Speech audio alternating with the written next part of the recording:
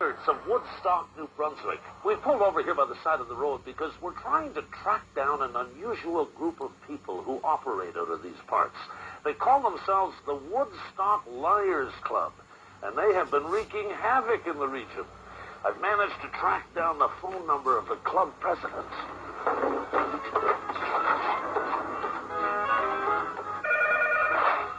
Hello, Randy Leonard speaking. Hello, Randy Leonard of the Woodstock Liars Club? That's right. Great. Listen, this is Wayne Rodstad on the road again. We're just outside of Woodstock. I'd love to come in town to meet you today. Well, actually, there's an executive meeting at our offices later this morning. Great. Where is it? And can I meet you there? There's a 10-story office building at the corner of Beatty and Main, and we're on the top floor. Beatty and Main, 10th floor.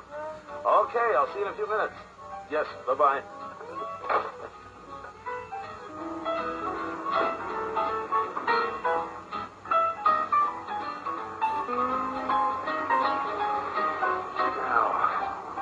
Beatty and Maine. 10 stories. There's nothing here. The Liars Club. Now, the secret of a good search is not getting fooled twice. So we asked the truthful people of Woodstock where to find the Liars Club.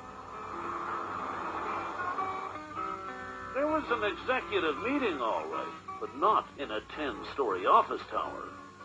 It was on Randy Leonard's back deck. But this is the national office, the international office. I know that we have rival clubs in the United States, and As it turned out, Randy had called the meeting to talk about a recent membership drive with fellow liars Mac King and Mike Saunders, who now lives in British Columbia, but who comes home to Woodstock every summer. So, Randy, how many members do you actually have? well, we won't stretch it into the millions, but I'm speaking executive here. We are the executive of the club, and the last count that I had in Canada was 95,000 members. Yeah, I think he's a little under. I think he's pretty near a million. We're running now several million, actually. We started out in Carleton County, but now it's worldwide. Now, tell me seriously, how many members do you have? I guess basically you're looking at the entire club right here.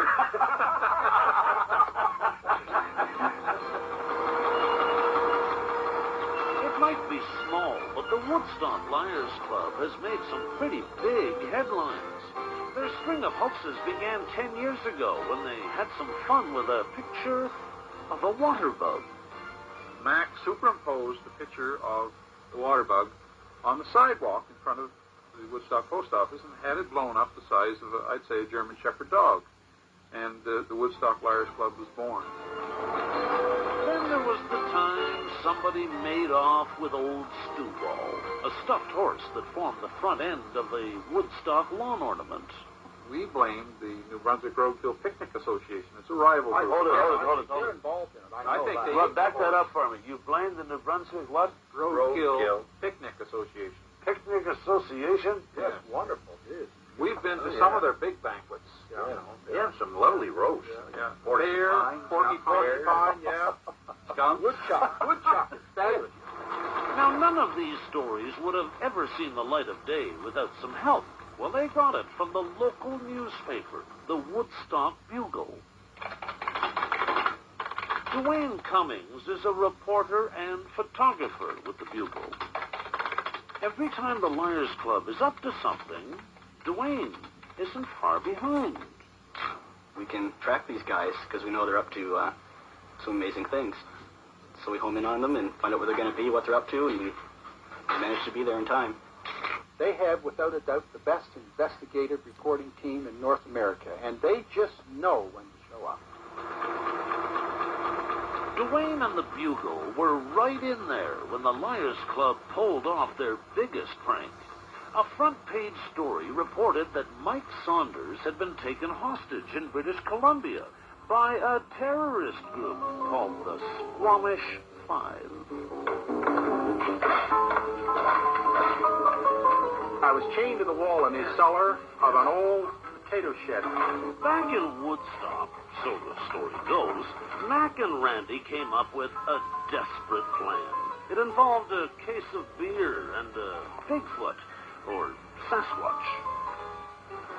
There is a Sasquatch that lives in this area, and Mac and I felt that possibly we could lure this Sasquatch out of the woods with Moosehead beer, a favorite here in New Brunswick, and catch the Sasquatch and make a trade for Mike Saunders.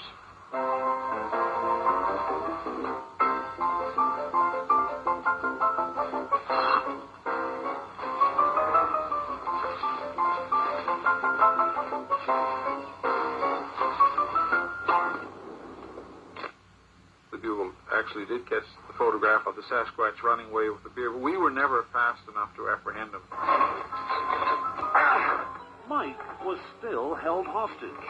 So what did Mac and Randy do? You guessed it. They came up with this outrageous rescue plan. We rented a Hercules 130, loaded it up with several hundred bags of potatoes.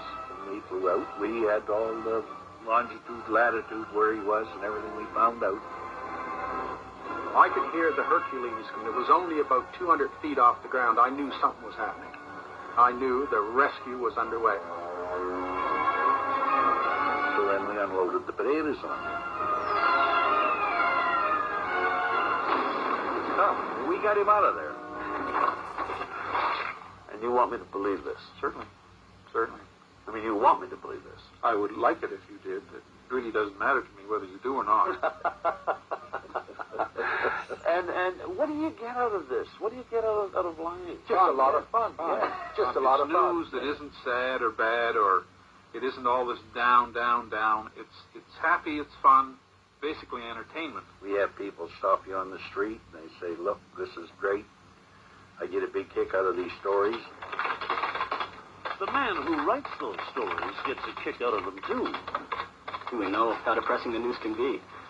So we have a chance to lighten things up for the community, be it a good news story or a funny story like these. You take advantage of it. Well, thank you very, very much. It's been a pleasure, Wayne. I sure We had a lot of fun. Thanks, Wayne. Great stories, man. Great stories. And Wayne, look, don't forget, there is a report about a 100-foot lumberjack in this area, you know. Oh, yes. Much like your 10-story office building. Yeah. Thank you for all your stories. Don't forget now, we warned you. Keep an eye out. Yeah. Okay. Good night, Wayne. Thanks for being so honest. Bye.